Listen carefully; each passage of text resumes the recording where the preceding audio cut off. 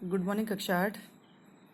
मैं आज आपको अभाज्य गुणनखंड विधि से वर्गमूल ज्ञात कैसे किया जाता है ये यहाँ पर बताने की कोशिश कर रही हूँ। आशा करती हूँ आप लोग इसे समझ पाएंगे। वैसे तो ये कक्षा 8 का टॉपिक है, कक्षा 8 की बुक में है, लेकिन ये सभी बच्चों के लिए 6, 7, 8, 9, 10 सभी बच्चों के लिए बहुत ही महत्वपूर्ण टॉपिक है। इसलिए मैं इसे सभी को सेंड कर रही हूँ, सभी बच्चों को इसे सेंड कर रही हूँ। सभी बच्चे इसे ध्यान से देखें। इवन 9 और 10 वाले बच्चों के लिए भी ये महत्वपूर्ण है। ये आपके क्वेश्चन सॉल्व करने में बीच बीच में आपकी मदद करते हैं, वर्गमूल और घनमूल निकालना। और अभाज्य गुणनखंड विधि बेहद ही सरल विधि है, इसलिए मैं आपको यहाँ पर सिर्फ यही समझाने की कोशिश कर रही हूँ कि कैसे आप निकालेंगे।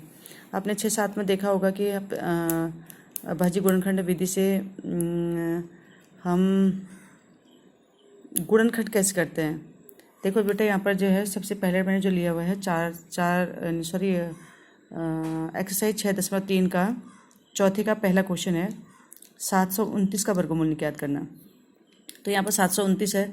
अब हमें इस विधि का प्रयोग करें इससे पहले हमें गुणनखंड करने बताएं आपको, जो जिन क्लासों में पहले बता दिया है उनके लिए थोड़ा इजी हो जाएगा। जैसे कक्षा 8 का टॉपिक है तो 6-7 में उनको बता दिया गया अभाज्य गुणनखंड विधि गुणनखंड कैसे किए जाते हैं। तो यहाँ पर हम देखते हैं ये जिनकी इकाई का अंक 0, 2, 4, 6, 8 होता है वो तो 2 से विभाजित हो जाते हैं। तो 3 से विभाजिता का नियम होता है कि यदि इन संख्याओं का योग, जैसे 7 में 2 जोड़ा 9 आया, 9 में फिर 9 जोड़ा 18 आया, यदि इन संख्याओं के योग में 3 का भाग जाता है तो इस पूरी संख्या में 3 का भाग जाता है। तो इसलिए हमने यहाँ पर 3 की विभाजिता का नियम लगाया और 3 से भाग दिया। तो 3 से भाग दिया 729 को, 243 बार गया, 243 आया। फिर 3 फिर और देखो 4 में 2 जोड़ा 6, 6 में 3 जोड़ा 9, 9 में 3 का भाग जाता है तो 243 में भी जाता है। तो 3 का भाग फिर गया 81 बार। फिर 8 और 1 9 को 8 और 1 को जोड़ा 9 आया, 9 में 3 का भाग जाता है तो देखो इसमें 81 में भी जाता है, तब गया 27 बार आया। ठीक है, फिर आप जानते हैं 3 का भाग 27 में 9 बार जाता है। फिर इस तरह से देते देते लास्ट में जब तक 1 आ जाता है तब तक हमारी प्रोसेस कंप्लीट नहीं होती। अब यहाँ पर 1 आ गया तो कंप्लीट हो गई। ठीक है, तो 729 का जो वर्गमूल आया, वर्गमूल ज्ञात करने के लिए क्या करेंगे हम, 2 एक जैसी संख्या है। 3 अगर 2 बार आ रखा है तो उसका एक जोड़ा बनाएंगे।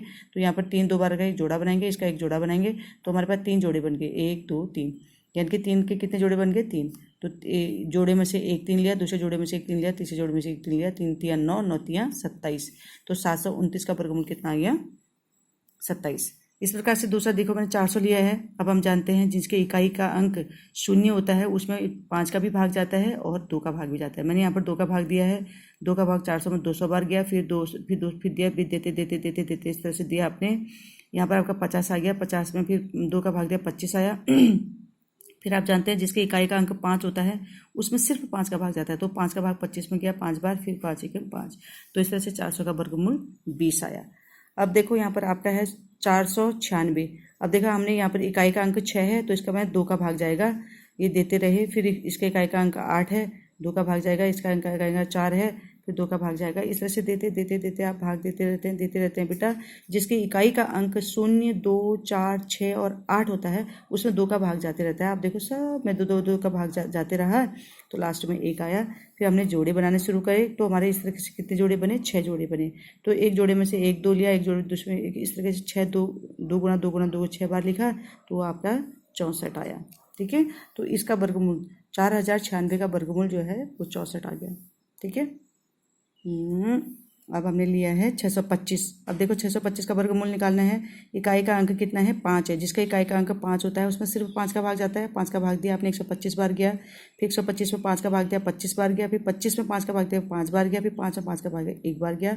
तो आपने इस यहाँ पर जोड़े बनाए, 2 5 का एक जोड़ा, 2 5 का एक जोड़ा, 5 को 5 से गुणा किया, 25 आया। तो 625 का वर्गमूल कितना आ गया, 25 आ गया। आशा करती हूँ आप लोगों को ये समझ में आया होगा। नहीं समझ में आया तभी आप पूछ सकते हैं दोबारा से। ठीक है, कोई भी एग्जाम्पल लेकर के।